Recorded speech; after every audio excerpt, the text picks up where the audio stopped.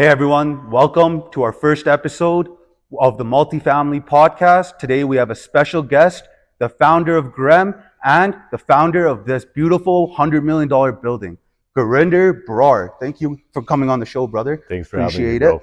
So we'll make this pretty straightforward. I'm going to ask you a bunch of questions. Please just tell everybody how you got to this place. Tell us a little bit about your journey. That'll lead us to your first question. Absolutely. Well, my journey started in 2006 as an individual agent. That's when I got licensed at the Calgary Real Estate Board. It's been a long journey. This is my 19th year in real estate. Before EXP, I've been with 5 other brokerages, Wow. A couple of Remax franchises, 2 Century 21 franchises, and 1 Maxwell franchise. I was number 1 in each brokerage before I left. That took me to the EXP journey, which was, I was in the transition of should I open up my own brokerage or should I grow a mega team? These are the situations I was dealing with at that time. So that led me to EXP, which allowed me to build a brokerage within a brokerage. And today we're over 1,000 strong. Wow. So that actually leads me to my second question. What is GREM? I know the audience doesn't know what it is. I know what it is, known as Global Real Estate Masterminds, with over 400 agents in your downline.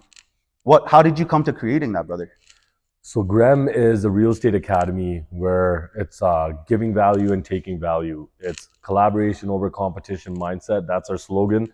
And it's hundreds and hundreds of us realtors getting together week in, week out, brainstorming, sharing ideas, sharing our failures, sharing our successes. And more importantly, we actually do 40 hours of live training every single week. And our live trainings are held by some of the best industry leaders. John Sai, he's done over $200 million in sales volume last year, runs a team of over 60 agents. We got Agent DK out of Ottawa. He's the number 1 agent out of all of Ottawa. We got Jose Morelli, Aaron Novello. They do over 500 transactions a year. Wow. So long story short, we have some of the industry's leaders running these training programs. Every Tuesday, we do mastermind banters. As you know, Nabil, we bring in guest speakers from different sectors of real estate to add value to our organization. So people can either be learning or earning. Nice. I love that. So tell the audience a little bit about your journey. So I know just from knowing you a little bit here that you started off at Safeway with a dream. How did you get here?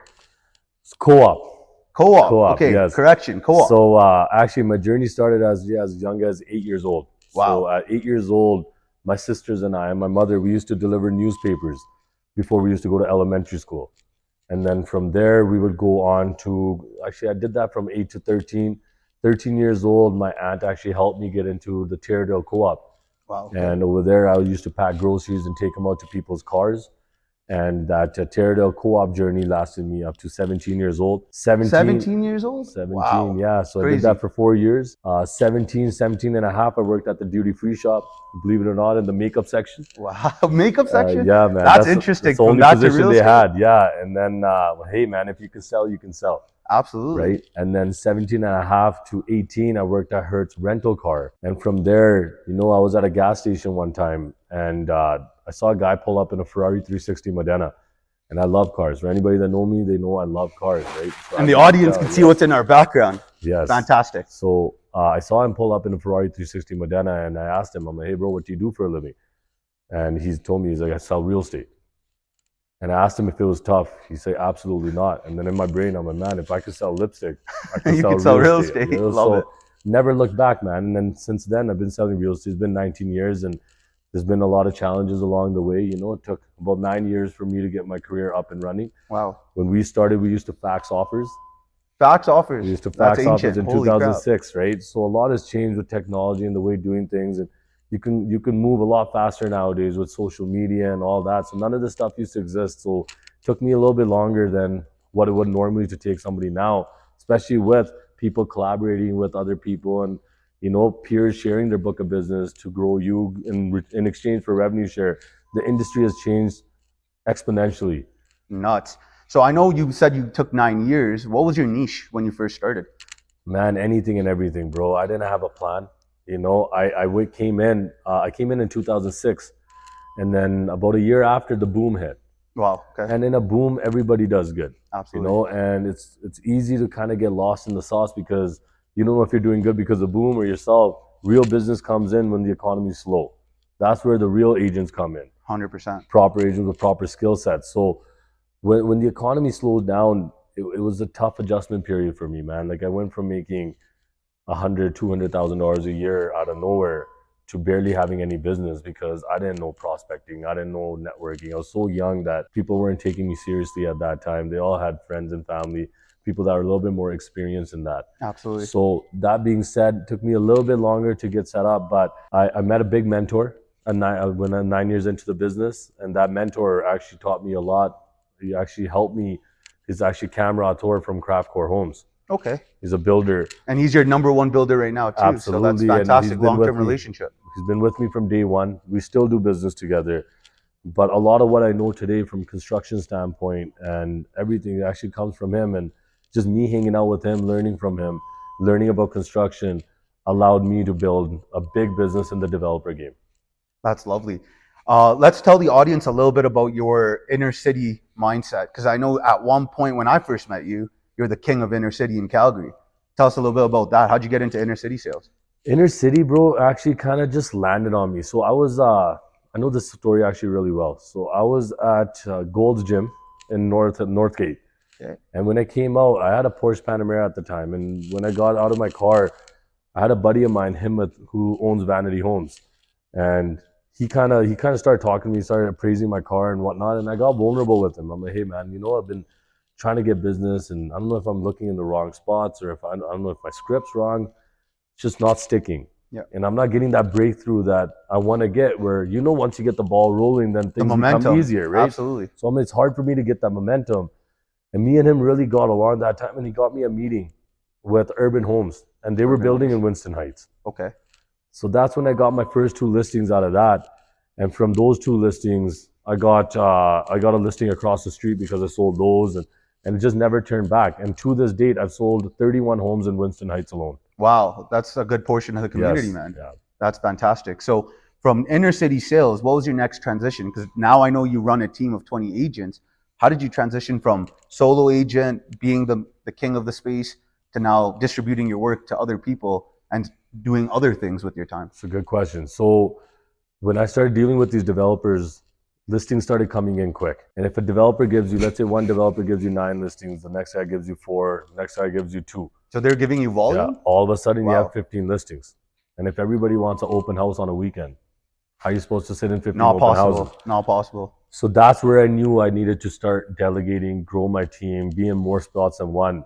And you know what? My position after that just became bringing in the business, networking, shaking more hands, and then the rest just became a service. Yeah, I remember your famous saying, more hands you shake, the more deals you make. So Correct. that's fantastic. So now that you grew a team, how long did it take you to grow the team? Because I know it's not easy. Myself, having only 2 people on my team, took me a year and a half. How did you grow to 20 people? So I actually started with one person, Samantha Nicastro, which she's still with us, and she's amazing agent. We started off with 1, bro, and I kind of made that promise to Samantha. I'm like, until you're not fully satisfied, I'm not gonna grow my team more, right? Absolutely. There's a lot of learning curves that I needed to go through. Now I'm dealing with CRMs and lead generation and different ways of doing things, right? Like I started eating last, whereas for the longest time I was eating first. I was the only one eating. So just switching your mindset and all that takes time. It's been a 4-year journey now. 4 years into developing the team? 4 years journey, and we're across Canada because I have a team in Calgary, Edmonton, Vancouver, Toronto, and Halifax. Wow. So across Canada, we're approximately 20 strong. So what made you think about moving to different cities and not just staying in the space that you know? EXP. EXP made that expansion happen? EXP, because EXP is a cloud-based brokerage. So there's no barriers on where you can't sell. Like we sell in Dubai. As you know, I've done deals. Like just this last week, I did a deal in Dubai. Wow. With one of my partners there, Farouk Saeed from Springfield Residential. So EXP has no barriers. The more options you have to sell, the higher probability is that you're going to sell something, right? Love that. And if where your attention goes, energy flows. I'm a big believer in that. So what we talk about throughout the day, we manifest, and things come to you whatever you talk about. Absolutely. So if you talk about just Calgary real estate, only Calgary leads will come to you. Facts. But if you start marketing yourself that, hey, I sell nationwide, people from Edmonton are going to start reaching out to you. People from Toronto are going to start reaching out to you. And going back to Global Real Estate Masterminds, that's how it was formed. Global Real Estate Masterminds was actually Vancouver Masterminds. Started with Vancouver Started with Mastermind. So Vancouver John Mastermind. Sai's group started what you wanted, Which is our partner. Yeah. And what I started quickly realizing was, anytime I would approach somebody in from Toronto to collaborate, they would be very closed off. Just because it was called Vancouver Masterminds, they would assume that we can't That add you any only value. sell in Vancouver, yeah. But when we took out the word Vancouver and incorporated global, every conversation, people had an open mindset to it. Love that. So then I incorporated that in my sales side. I mean, that's just how people are You wired. sell everywhere, yeah. Absolutely. So why would I be limited to Calgary? That's a good point. So let me ask you a question regarding Global Real Estate Masterminds. Now, I'm part of GREM as well, so I believe in the vision that you're saying. What made you want to grow it so big? Because I know most people, like myself, I've only recruited 15 to 16 people in a 3-year timeline. What made you want to go to 400 as a scale? And I know that's just the beginning. I know your goal is 1,000, but how do you have that thought process to even grow to that level? Our organization was built around changing lives. Okay. As I said, I struggled for 9 years and I never got any help. No peers were willing to help me. And, you know, if I was supposed to go right, I was directed to go left to throw me off my game. When we started Global Real Estate Masterminds, I really had that vision where we want to change lives, add value to other agents. What I went through, I don't want other agents to go through. Okay. If my 9-year journey could be somebody's 2-year journey, that's what you want. We're changing lives. Absolutely. You know, and if you look at other careers, like when you're a lawyer, to make $150,000 as a lawyer, it takes 5-6 years of schooling. Then it takes 5 years of experience. Absolutely. Then you start start making money. that. So that's a 10-year journey. That's the value of $150,000 a year. In our organization, people make that sometimes in the first year, sometimes even in the first 6 months. Yeah, that's crazy. That's how much knowledge and that's how much value we're adding. And it's not just me. I have 19 years experience. John Sai has 21 years experience. Together, we're 40 years, just 2 people. Now, in our whole organization, we have 1,428 agents all together. That's crazy. Can you imagine what kind of experience we have combined? We're pretty much a chat GPT of real estate. There's no question that you can ask that you where can't get an answer 1,400 for. people haven't gone through. Absolutely. But dealing with the day-to-day of that many agents, doesn't it get stressful for you at all?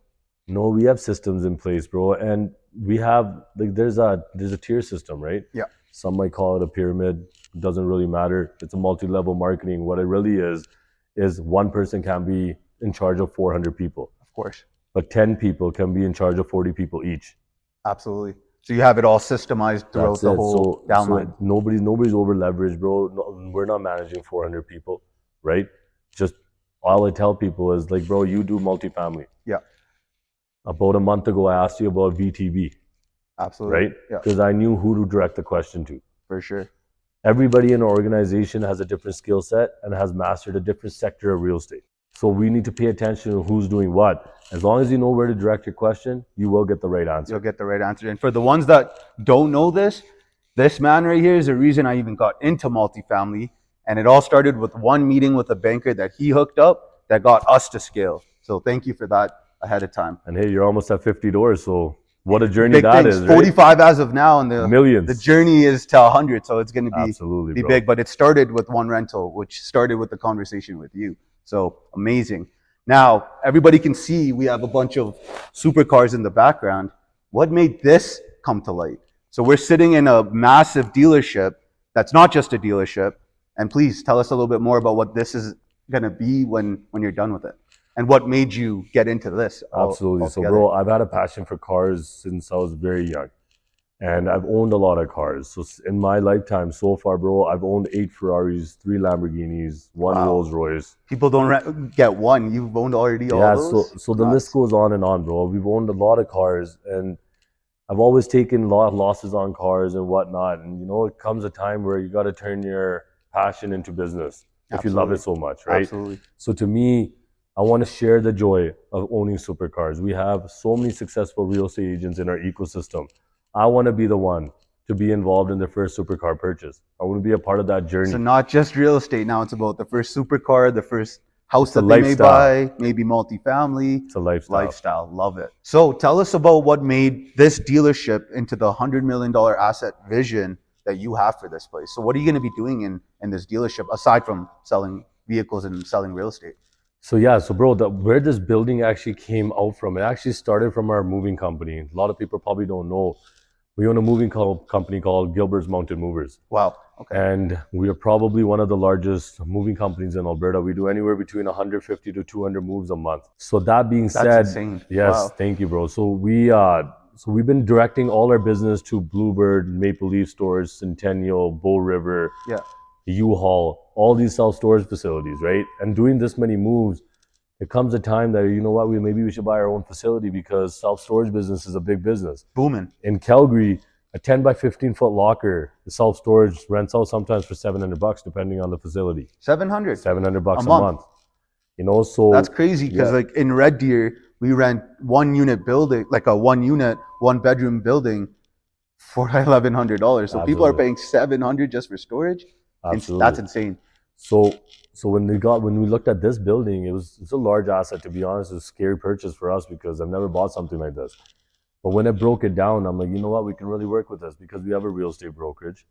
I know a lot of people that would fit into this ecosystem.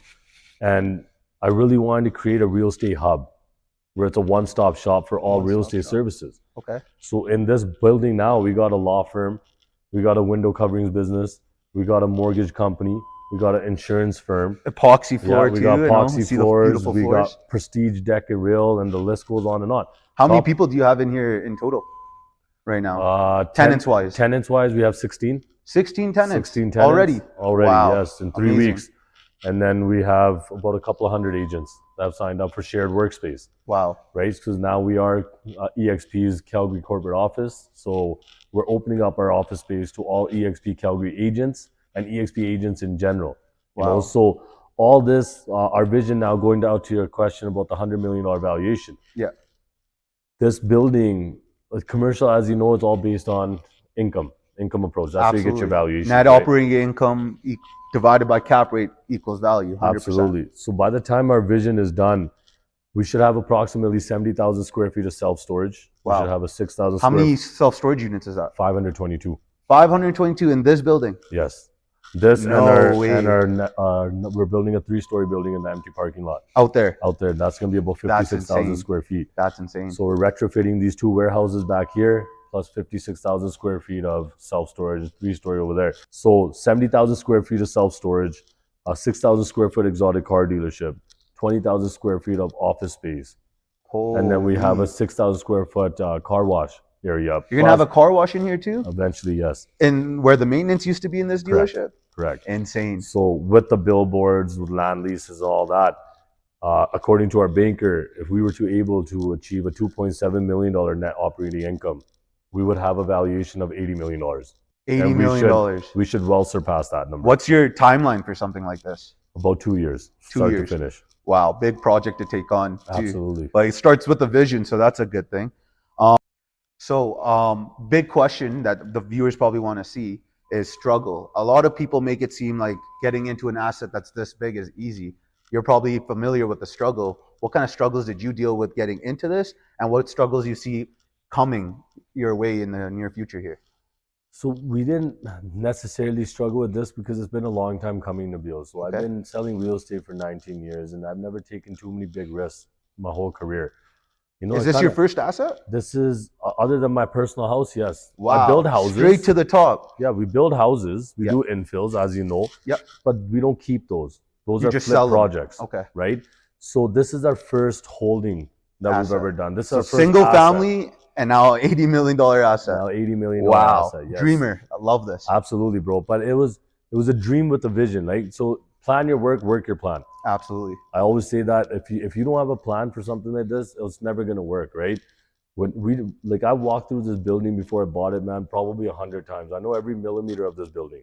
No way. So when I came in, I pieced this whole building out piece by piece to see how we're gonna utilize this building, how we're going to generate enough income to self-sustain its costs and holding costs and whatnot, how much future income we can generate to do all our refinances and for it to sustain the refinance costs and all that. So absolutely, we've ran all our numbers. We sit with the best bankers in the country.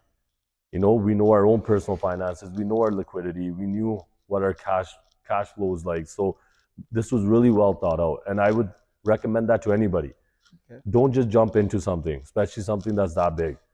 Make sure all your ducks are in a row. Absolutely. So you don't have any curveballs that Absolutely. you can't really overcome. But going from a single family home, I know we used to be neighbors.